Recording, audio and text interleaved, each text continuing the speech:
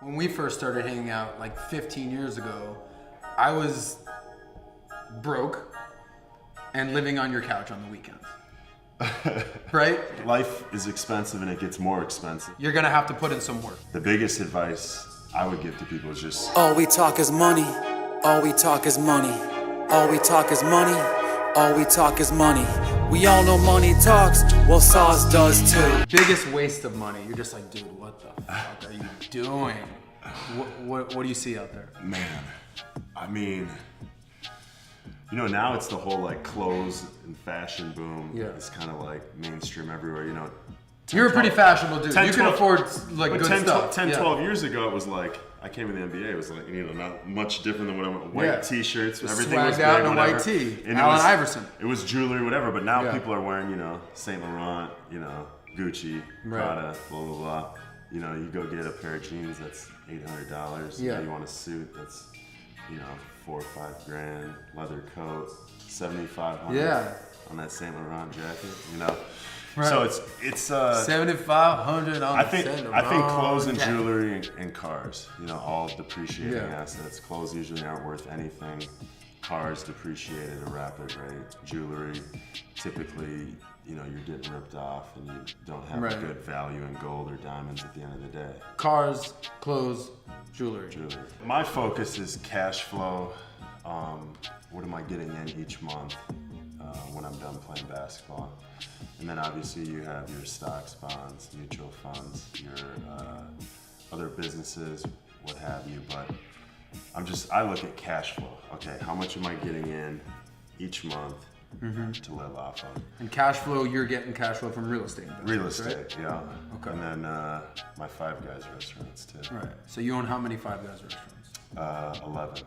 So this guy has, basically you've made money in basketball and used it to buy real estate. Essentially, Right. or businesses, Yeah. right? It's just about saving money, first of all. You got to have money to make money. You know, people come to me all the time and say, hey, I want to do this real estate deal. I want to do this. I want to do that. And, you know, I always tell people, it's like, you know, you got to save money first. It's easy to make money once you've saved it. That just means you can't spend it right away. Right. You know, you can't get in a league or at a job where you're making a ton of money and just start blowing through your money and waiting for your next check. So that's important. You know, it's about financial freedom and understanding that, you know, for me, my highest earning potential is, you know, from when I was 19 to when I'm done playing basketball. And for, you know, someone like you, you're probably going to make the most money you're going to make at age 50, 55, you know? That'll be your peak. So, Yeah. you know. Same with kids at home out there though, right? I mean, so like Yeah. the dude that's out there that wants to make the NBA, sorry you didn't make it, homie, but you've got the next 30, 40 years to make more income. But it That doesn't takes- work like that in the NBA or for a rapper or the whatever. older you get, the more expenses you have that True. are built-in expenses. Right. You got, you know, if you're married, you got kids. If you got kids, you got a Right. house. If you got a house, you got property tax. You got a mortgage. You got baseball. You got maybe private school. All these things. So by the time you get to that point, you need to be saving and growing, and being able to, you know, afford your life. Yeah, It doesn't get any cheaper. It does not get any cheaper. Life is expensive and it gets more expensive. The biggest advice I would give to people is just, you got to start saving to grow your money, whether it's a, you know, 401k, Roth IRA, regular IRA, or whatever it is. You have to save for the future. And if you look at all the little charts, and okay, you'll probably do like right about now, you'll break it down and say, okay, if you invest $5,000 a year when you're 22, Yeah. and you know, 5 to 7% interest compounded for the next 30 years equals this, blah, blah, blah. But you really have to stick to a plan. I mean, if you look at some of those things, it's crazy. So you brought this up earlier, you can start to invest. I mean, in the NBA, they have what? 401k, Pension, you have a pension, annuities, what else? a lot of stuff. I mean, Disability, God forbid. yeah, I mean, we have a great setup. Obviously, it's not, you know, pensions are almost extinct at this Right. point. You rarely hear about people that, are coming into the workforce that have pensions. But for me, I'm not the normal person out No, there. but we're using you as an example of like where you got to get to. But if you're still out there and you don't have a 401k and you don't have a Roth IRA, you have no investments, you have debt, you're really losing the game, right? I mean, to be winning the game, you got to get out of debt, start to save money, start investing. These are terms you should know about: 401k, Roth IRA. They're not fun and sexy words, but it's how you build wealth. Right. For your average American. Most people would rather spend that 5 Gs, go to Coachella, buy a Saint Laurent, whatever.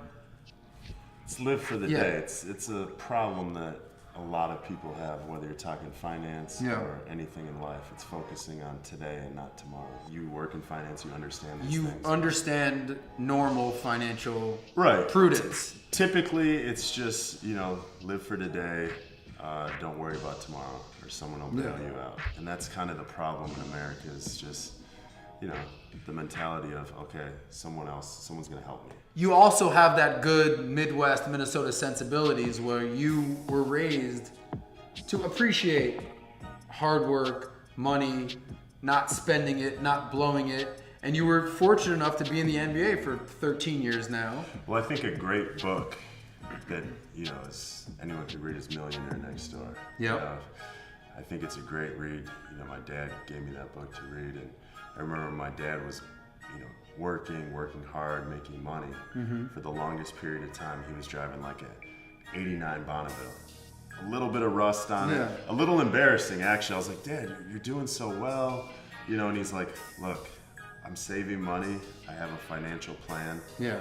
And I'm trying to get to this goal. I don't want to blow a bunch of money on a car. Yeah. I don't want to do this and that. I'm just going to stay on my grind and know that I'm working for something bigger. That's amazing. And that's important for achieving, success at your job, success in sport, financial security for your future. That's what you have to do. Is what? Like, buckle down. Buckle down and make sacrifice. So my whole thing is, it's a mindset. I have the same mindset now where I'm making hundreds of thousands of dollars a year. I have the same exact mindset of when I was broke.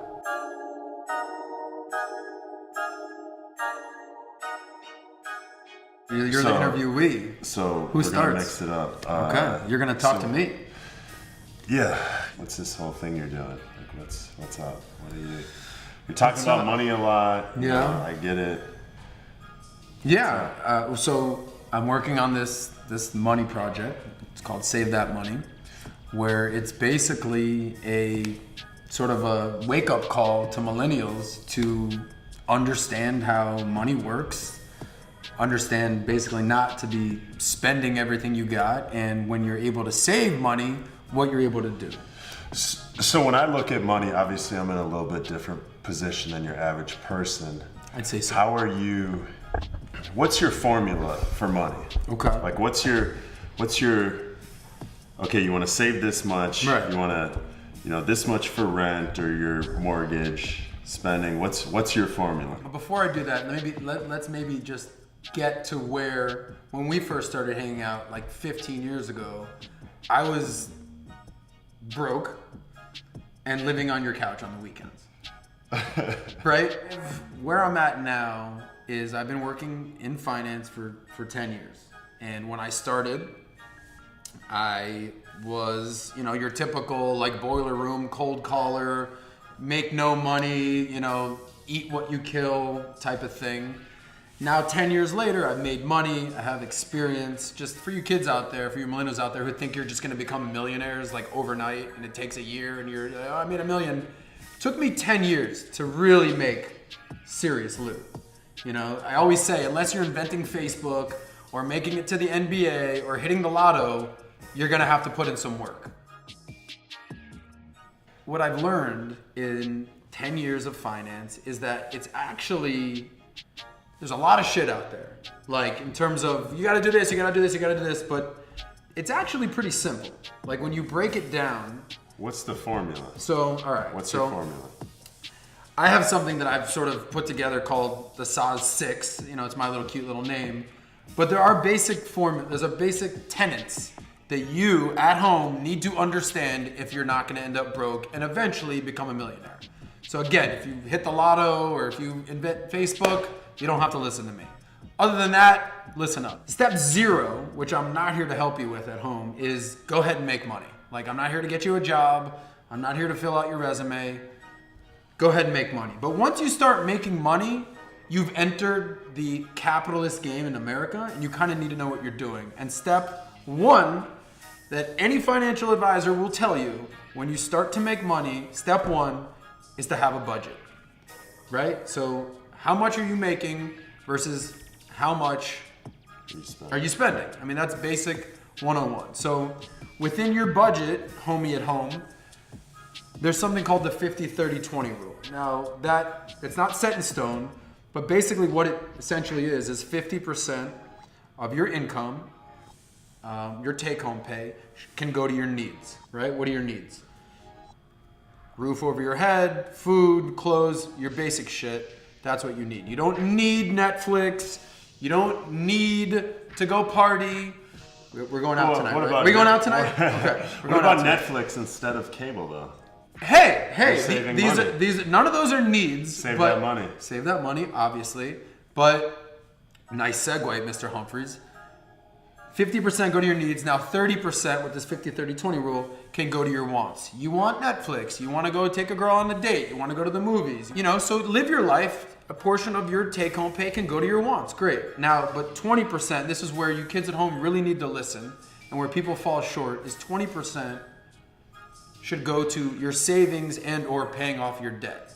So that's the 50-30-20 rule in a nutshell. Now, if you're making $5 million a year or $1 million a year or $500,000 a year, cool, go ahead and buy something nice. But if you're making 50 grand a year and you have the same aspirations as an NBA guy, they're in for a rude awakening, right? They spend $5,000 on a Saint Laurent, whatever. This is a good segue. So we talked about my little 6-step plan here. Number 1 is having a budget. Number 2 is getting the hell out of debt. Now, credit card debt is now the highest it's ever been in America. So since the last time it was this high was 2008. So it's almost like the country as a whole did not listen and learn to what happened when the mortgage debt crisis almost brought our country to our knees. So the point is getting the hell out of debt. So if your kids at home that have credit card debt, $1,000, $2,000, $5,000, I don't think you understand how bad it is and how much of a catastrophe